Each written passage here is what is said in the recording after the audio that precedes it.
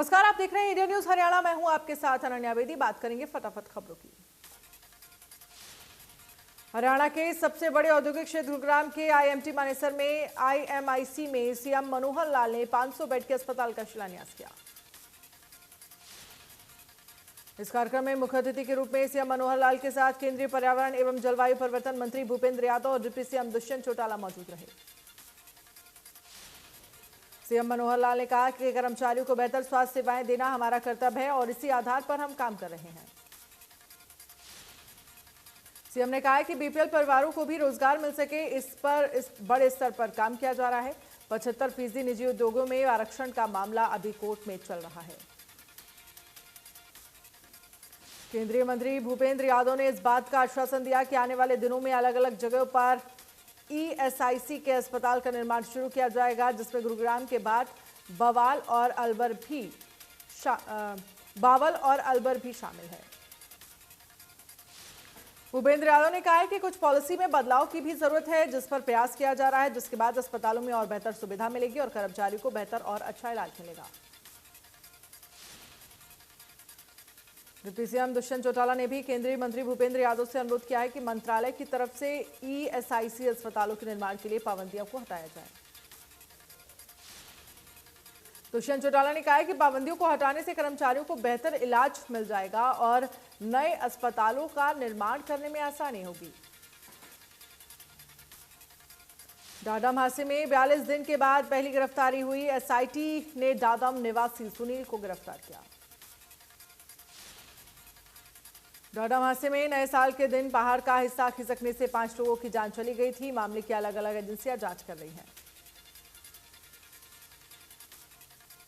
बल्लभगढ़ में कार्यकर्ताओं की बैठक में कैबिनेट मंत्री मूलचंद शर्मा ने कार्यकर्ताओं को संबोधित किया। वहीं इस बैठक में नगर निगम में अपना 5 साल का कार्यकाल पूरा करने पर पार्षदों को बधाई दी।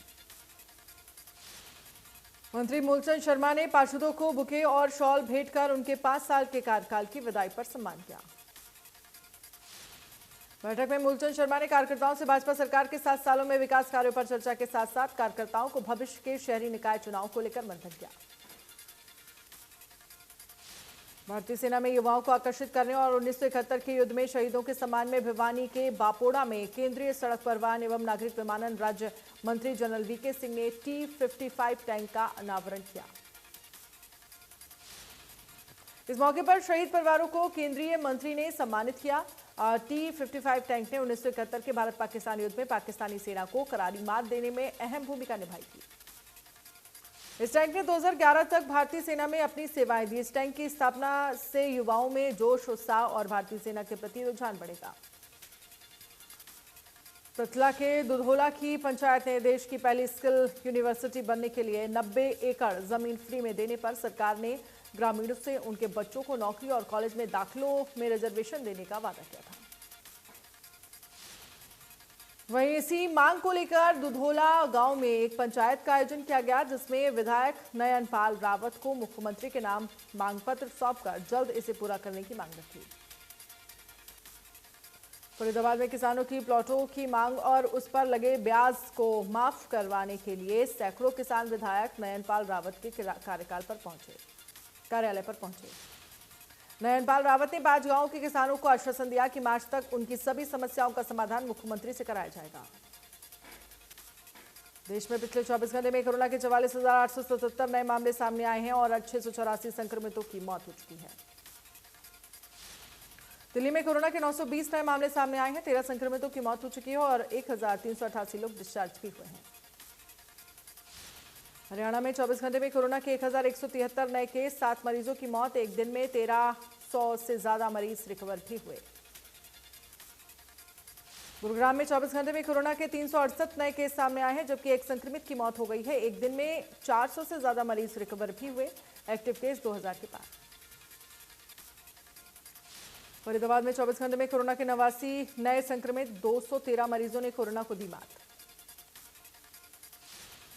हिसार में 24 घंटे में कोरोना के 56 नए संक्रमित, 55 मरीजों ने कोरोना को दी मात। एक्टिव केस 300 के पार। सोनीपत में 24 घंटे में कोरोना के 24 नए संक्रमित, 31 मरीजों ने कोरोना को दी मात और संक्रमितों की हुई मौत। अम्बाला में 24 घंटे में कोरोना के 39 नए संक्रमित, 66 मरीजों ने कोरोना को दी मात और एक संक्रमित की मौत हुई। कुरुक्षेत्र में 24 घंटे में कोरोना के 21 नए संक्रमित, 21 मरीजों ने कोरोना को दी मात और 2 संक्रमितों की हुई मौत। झज्जर में 24 घंटे में कोरोना के 35 नए संक्रमित, 40 मरीजों ने कोरोना को दी मात और 1 संक्रमितों की मौत हुई। बल्लभगढ़ के बीचों बीच बने सबसे बड़े सिटी पार्क को बचाने के लिए आम आदमी पार्टी कार्यकर्ताओं ने मौके पर जोरदार प्रदर्शन किया। एक व्यक्ति द्वारा कोर्ट से केस जीतने के बाद जिला प्रशासन ने सिटी पार्क की 4 एकड़ जमीन में से 1 एकड़ जमीन का कब्जा उस व्यक्ति को दे दिया, जिसको लेकर बल्लभगढ़ में फिलहाल राजनीति गरमाई हुई है। लोगों का कहना है कि अगर सरकार चाहे तो विकल्प के तौर पर केस जीते हुए व्यक्ति को कहीं दूसरी जगह भी जमीन दे सकती है, क्योंकि बल्लभगढ़ में सिर्फ एकमात्र सरकारी पार्क है जिसमें सुबह शाम सैर करने वालों को काफी परेशानी होगी। घरौड़ा स्थित राजकीय मॉडल संस्कृति सीनियर सेकेंडरी स्कूल में 2 मंजिला नया शैक्षणिक ब्लॉक बनेगा।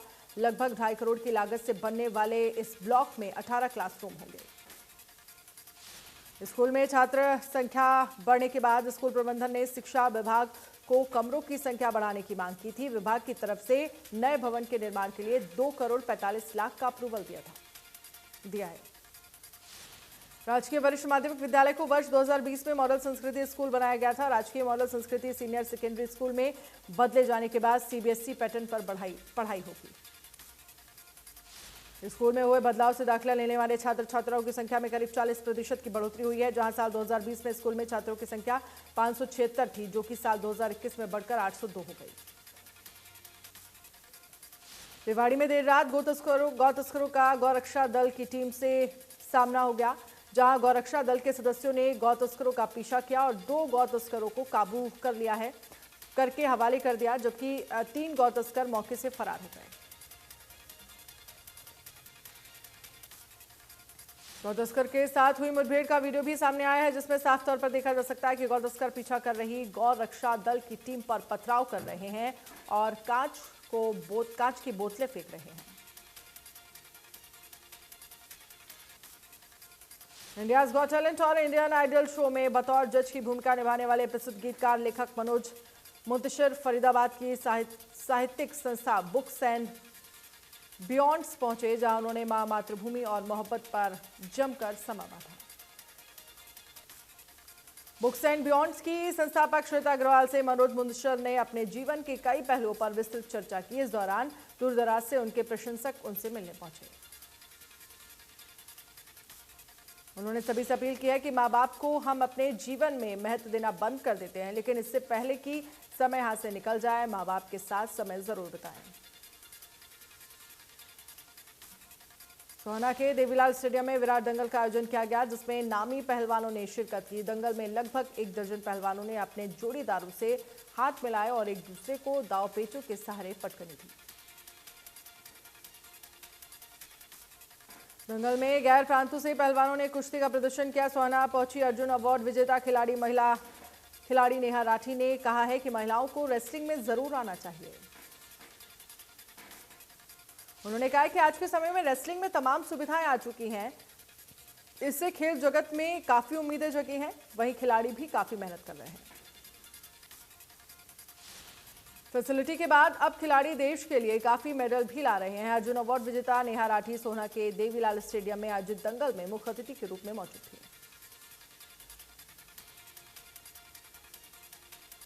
दिल्ली से सटे फरीदाबाद में आज देश की नामी कंपनी गोदरेज बिल्डर द्वारा प्लॉट अलॉटमेंट में धांधली का आरोप लगाते हुए प्लॉट धारकों ने जमकर बवाल काटा और कंपनी पर प्लॉट धारकों के साथ धोखाधड़ी के गंभीर आरोप लगाए। हंगामा बढ़ता देख कार्यक्रम के आयोजकों को मौके पर पुलिस बुलानी पड़ी, जिसके बाद पुलिस ने लोगों को समझा बुझाकर मामले को शांत कराया। ग्रेटर फरीदाबाद के सेक्टर 83 में गोदरेज बिल्डर प्लॉटिंग करहरा है, जिसमें सैकड़ों लोगों ने प्लॉट लेने के लिए लाखों रुपए भी बिल्डर को दे रखे हैं। लोगों ने आरोप लगाते हुए कहा कि जो नंबर उन्हें फोन पर इन्विटेशन देते समय बताया गया था, वो प्लॉट नंबर यहां पर आने के बाद गोदरेज कंपनी के बिल्डर द्वारा बदल दिया गया। फरीदाबाद के सबसे बड़े सरकारी अस्पताल में बड़ी लापरवाही का मामला सामने आया है, जहां अस्पताल की इमरजेंसी में अचानक बिजली चली गई। अस्पताल में करीब आधे घंटे तक बिजली गुल रही। इस दौरान डॉक्टर मरीजों का टॉर्च की रोशनी में इलाज करते हुए दिखाई दिए। वहीं अस्पताल में लाइट नहीं होने से मरीजों को काफी दिक्कतों का सामना करना पड़ा। बच्चे का निकू वार्ड से भी काफी परेशानी हुई। कोविड महामारी के चलते लंबे समय बाद स्कूलों में एनएसएस कैंप की शुरुआत की गई और जहां स्वयंसेवकों ने विद्यालय प्रांगण की सफाई के साथ कोरोना संक्रमण के बचाव के प्रति जागरूक किया। किसानों पर दर्ज केस लिए जा रहे हैं वापस। पंचकुला में डीसीपी ने रिपोर्ट बनाकर पंचकुला डीसी को भेजा। पंचकुला में किसानों पर दर्ज किए गए थे 5 मामले। डीसी ने कहा पंचकुला में किसी भी सरकारी संपत्ति को नुकसान नहीं पहुंचाया गया था। वहीं पंचकुला कोर्ट में भी पंचकुला पुलिस की ओर से एफिडेविट पेश किए गए। रेवाड़ी में लव जिहाद का मामला झूठा निकला। 11 अक्टूबर 2020 को नाबालिग युवती की मां ने थाने में शिकायत देकर इसे लव जिहाद बताया था। शिकायत के शुरुआती दिनों में पुलिस ने कोई कार्रवाई नहीं की, लेकिन जब ये मामला मीडिया में सुर्खियों में आया तो उसके बाद पुलिस ने तफ्तीश तेज कर दी। 17 महीने से लापता नाबालिग युवती ने अपनी नानी के पास फोन किया और कहा कि उसके साथ मारपीट की जा रही है, उसकी जान को भी खतरा है, इसीलिए उसे बचाया जाए। कैथल में किसान नेता राकेश टिकैत ने किसान मजदूर कैंटीन का उद्घाटन किया। बुढ़ापा पेंशन करने पर कहा कि बूढ़ा आंदोलन और सरकार याद रखे। राकेश टिकैत ने कहा कि आने वाले समय में आंदोलन होंगे और हम युवाओं को आगे करेंगे और उनका साथ देंगे, लेकिन राजनीति में नहीं आएंगे। पड़ोसी राज्य में हो रहे चुनाव के मद्देनजर 14 नाके लगाए हैं। पुलिस प्रशासन भी अलर्ट मोड में है। दूसरे चरण के चुनाव में यमुनानगर से सटे यूपी के सहारनपुर में 14 फरवरी को चुनाव होना है।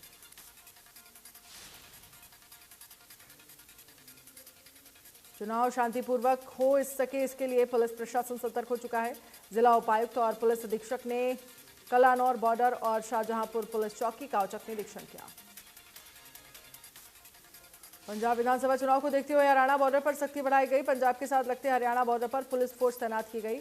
हरियाणा पुलिस के साथ साथ पंजाब पुलिस ने पुलिस की नाकाबंदी की। पंजाब पुलिस के साथ साथ मौके पर केंद्रीय रिजर्व पुलिस को लगाया गया है। वहीं मौके पर गाड़ियों की वीडियोग्राफी भी करवाई गई। प्रशासन की एक टीम भी मौके पर मौजूद रही। पलवल की शुगर मिल में तकनीकी खराबी के चलते मिल को बंद कर दिया गया। मिल बंद होने से गुस्साए किसानों ने मिल प्रशासन के खिलाफ नारेबाजी की। गुस्साए किसानों ने मिल प्रशासन को चेतावनी दी कि अगर ऐसे ही मिल बंद होती रही तो उन्हें मजबूरन आंदोलन करना पड़ेगा। कर्मचारियों ने कहा कि मिल को सुचारू रूप से चला दिया जाएगा। सोनीपत में बिजली लाइन को ठीक करने के लिए पोल पर चढ़े कर्मचारी की करंट लगने से दर्दनाक मौत हो गई, जिसके शव को पुलिस ने कब्जे में लेकर पोस्टमार्टम के लिए लाया। बिजली के पोल पर काम करने के दौरान अचानक लाइट चालू कर दी गई, जिससे कर्मचारी की मौत हो गई। परिजनों ने लापरवाह बिजली निगम के अधिकारियों पर कार्रवाई करने की मांग रखी। ग्रामीणों ने सिविल हॉस्पिटल के सामने जाम लगाया। ग्रामीण जिला उपायुक्त और बिजली विभाग से लिखित रूप में आश्वासन की मांग कर रहे हैं। रतिया में चिट्टे जैसे नशे की रोकथाम के लिए ग्रामीणों ने ठीकरी पहरा लगाया है। सारी रात गांव के चारों तरफ गांव के लोग ठीकरी पहरा दे रहे हैं। गांव रताखेड़ा में 51 सदस्य कमेटी का गठन कर रात में के समय गांव में हर चौराहे पर गांव के बीच गांव वासियों द्वारा ठीकरी पहरा शुरू कर दिया गया है। बाहरी व्यक्ति पर गांव में प्रवेश पर रोक है। पुलिस की टीमें भी सारी रातें पेट्रोलिंग के दौरान गश्त कर रही हैं। नाके लगाकर आने व जाने वाले लोगों पर नाराजगी नजर रखी जा रही है। फरीदाबाद के एक नर्सिंग होम में अवैध रूप से गर्भपात करने की शिकायत पर स्वास्थ्य विभाग ने छापेमारी की। इस दौरान नर्सिंग होम संचालक और डॉक्टर्स नदारद मिले। सोनीपत में आंगनबाड़ी वर्करों ने ढोल और प्लेट चम्मच बजाकर अनोखा प्रदर्शन किया। साथ ही रमेश कौशिक के आवास का घेराव किया। आंगनबाड़ी वर्कर की मांग है कि न्यूनतम वेतन 24,000 किया जाए और समान काम समान वेतन दिया जाए। सिरसा में यातायात नियमों की अवहेलना लोगों को महंगी पड़ने लगी है। यातायात थाना पुलिस लगातार अभियान चलाकर नियमों की अवहेलना करने वालों के चालान काटने में जुटी है। कोर्ट कॉलोनी स्थित फाटक के निकट यातायात थाना पुलिस ने विशेष अभियान चलाया, जहां पर नियम तोड़ने वाले करीब 12 लोगों के चालान काटे गए। इस दौरान यातायात पुलिस के एसी बाइक इंपाउंड किया। यातायात थाना पुलिस ने नियम अवहेलना करने वाले करीब 12 लोगों के चालान काटे। जिनके चालान काटे गए वो तो गलत साइड से जा रहे थे या फिर ट्रिपल राइडिंग कर रहे थे। गन्नौर की स्टील की स्क्रैप फैक्ट्री में जहरीली गैस लीक हो गई। इस दौरान 25 से ज्यादा मजदूर बेहोश हो गए। कई महिला श्रमिकों की हालत गंभीर है। गुरुग्राम एमजी रोड पर चलती कार में शॉर्ट सर्किट की वजह से आग लग गई। कार चालक ने चलती कार से कूदकर अपनी जान बचाई। वहीं सूचना मिलते ही दमकल कर्मी मौके पर पहुंचे और आग पर काबू पाया, लेकिन तब तक कार पूरी तरह से जलकर राख हो चुकी थी।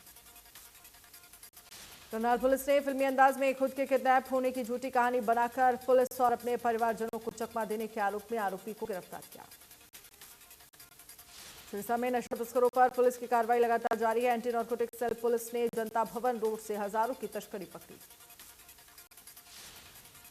पुलिस ने 500 ग्राम अफीम सहित मोटरसाइकिल सवार 2 तस्करों को गिरफ्तार किया। दोनों के खिलाफ शहर थाना में मादक पदार्थ अधिनियम के तहत मामला दर्ज किया गया। पलवल के गांव फुलवाड़ी में आरएमपी डॉक्टर की गोली मारकर हत्या करने का मामला सामने आया है। डॉक्टर को पहले शराब पिलाई, उसके बाद मारपीट की गई और फिर उसके सिर में गोली मार दी गई। वहीं गोली लगने के बाद घायल अवस्था में डॉक्टर को अस्पताल लाया जा रहा था, लेकिन रास्ते में ही घायल ने दम तोड़ दिया। पुलिस ने मामले में 4 नामजद के खिलाफ हत्या का केस दर्ज कर दिया है। पानीपत के असंध फ्लाईओवर के पास हादसा हो गया, जिसमें एक युवती ट्रेन की चपेट में आ गई और उसकी मौके पर ही मौत हो गई। रोहतक में बढ़ते नशे को देखते हुए जिला पुलिस प्रशासन ने नशे के खिलाफ जागरूकता अभियान चलाया है, जिसकी शुरुआत खराबड़ गांव से हुई। अभियान में सैकड़ों की संख्या में ग्रामीण और स्कूली बच्चे पहुंचे और पुलिस अधीक्षक ने उन्हें नशे से दूर रहने की बात कही।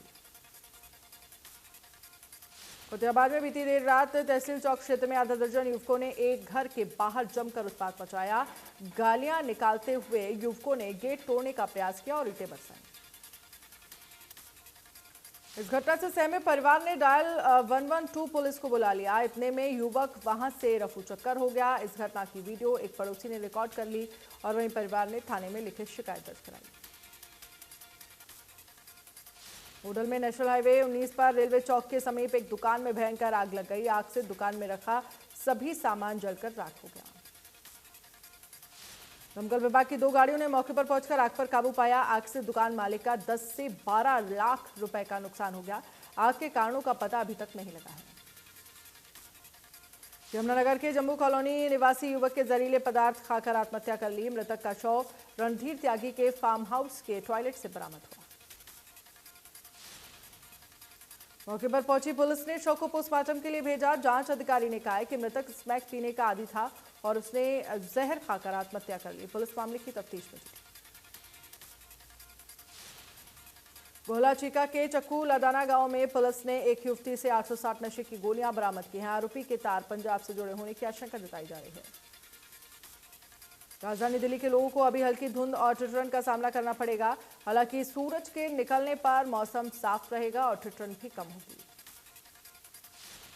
दिल्ली एनसीआर में आज सुबह हल्का कोहरा और ठंड थी। कई जगहों पर कोहरा और धुंध अधिक होने से लोगों को नजदीक का भी दिखाई नहीं दे रहा था। मौसम विभाग के मुताबिक दिल्ली एनसीआर में अगले 2 से 3 दिन सुबह के समय हल्के से मध्यम स्तर का कोहरा बना रहेगा।